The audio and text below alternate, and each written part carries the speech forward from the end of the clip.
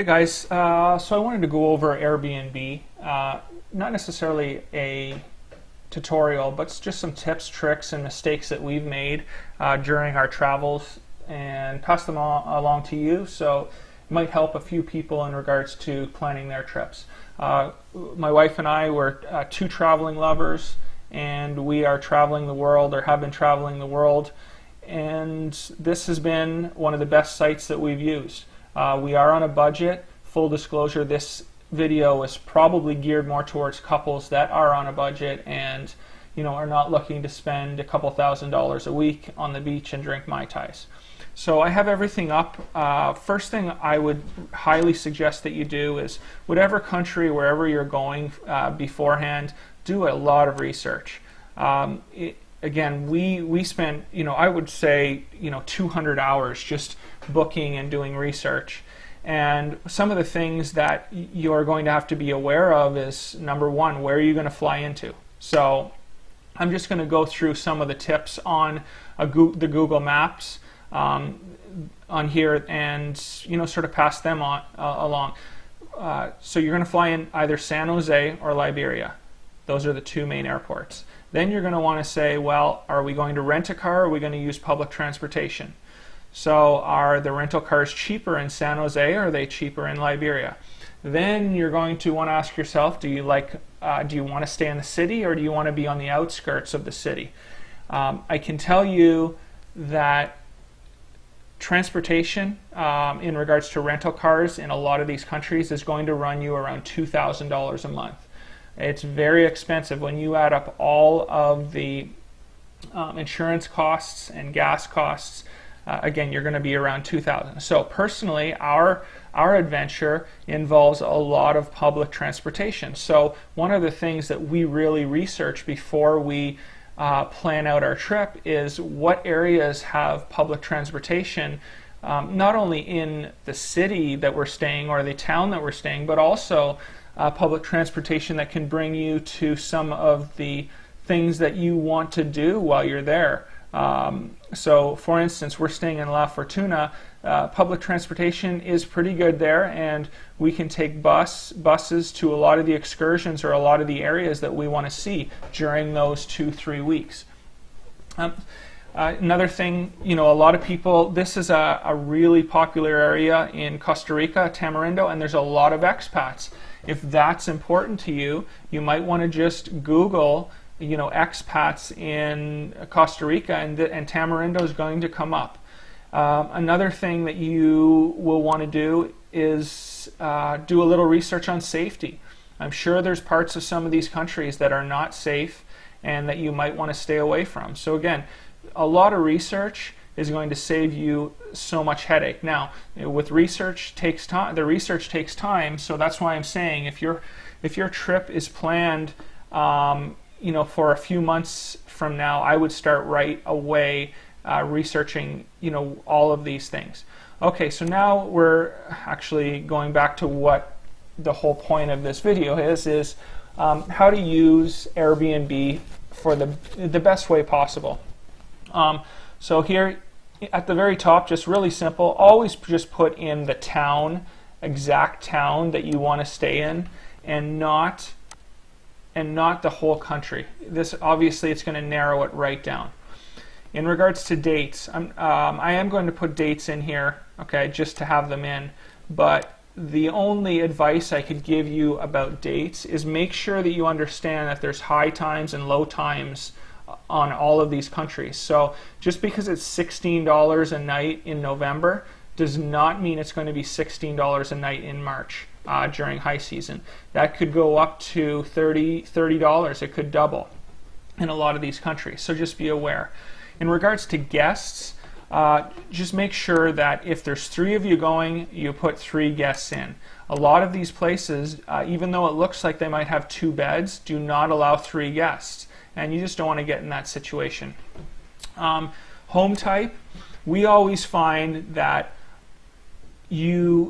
even on a budget, you can find really good, nice places and have the entire place to yourself in almost every country we've booked.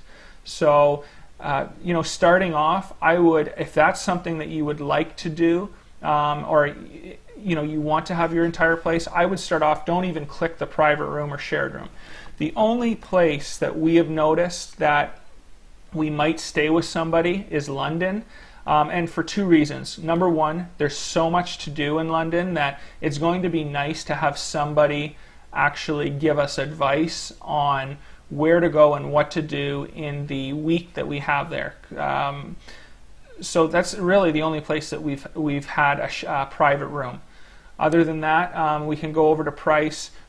Again, we are on a budget because we're doing this long term, so we're going to keep this budget, let's just say, at $33. Okay, and then we're going to go over to more filters. Now here's where you really have to understand what is important for you when you're traveling. For us, we are doing a lot of vlogging and blogging, so having Wi-Fi is a must for us. Some people that might not be important. You're just getting away for a month to get away from all that stuff. So amenities, very important for us is Wi-Fi, which is right here. Also, because it's long term, I can tell you right now you're going to save a ton of money if you have a kitchen. So those two are two of the main things that we always look for when we're doing our filters. And as you go down here, we really don't worry too much about the house rules, type of homes and stuff.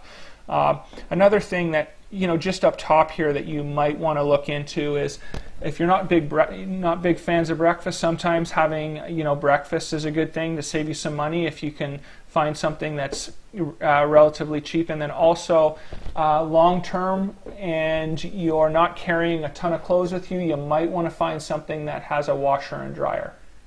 So there you have it. This is sort of what we really look for.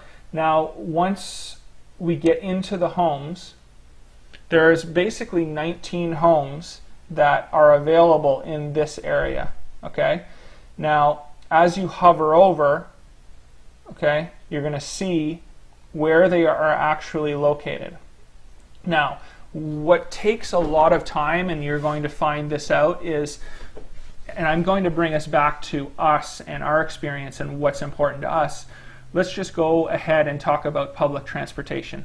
So now what we need to do is basically go into each one of these, and if you read all the reviews, you're going to you will find out if it's close to a grocery store, which is important. The costs will add up if you have to take an Uber every day to a grocery store. So being able to walk to a grocery store in regards to a few minute walk or a 5-minute walk, and being able to get the things that you need and not spending $5, $6, $7 on an Uber every second day, is really important to us.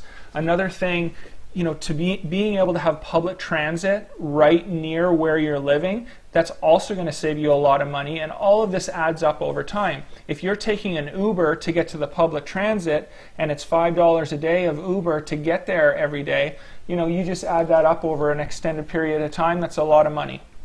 So another thing that you are going to want to do, making sure that you read all of the reviews and it hits sort of the amenities that you are interested in or that are important to you.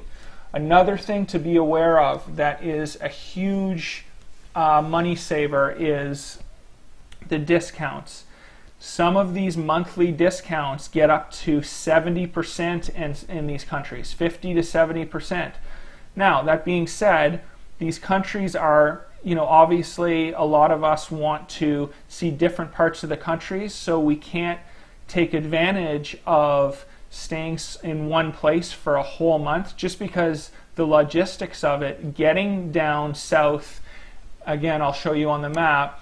If we wanted to stay in La Fortuna and you do a Google map search and it's basically a 10 to 14 hour drive down to here, well, that's not really going to be feasible in regards to you seeing the southern part of Costa Rica. So yes, they do give weekly discounts, and yes, they do give monthly discounts. If you're willing to stay in one in one part of the country for a month, I do highly recommend that you go through all of them and do your research and find something that is 70% off. There's a good chance that you'll be able to stay for a month in a lot of these countries for $500, $600, $700, which is, in my opinion, awesome, amazing. The only limitations, again, are some of these bigger countries, you're not going to be able to see the whole part of it. So there you have it, guys. Hopefully this helped you plan your trip and gave you a few tips on what to look out for. Follow us at Two Traveling Lovers, Facebook, Instagram, and YouTube. And at the bottom of this video, there will be an Airbnb link. I think on your first booking, if you go through the link, you get a savings of, I think it's $40. But thank you for your support, and look forward to making the next video for you.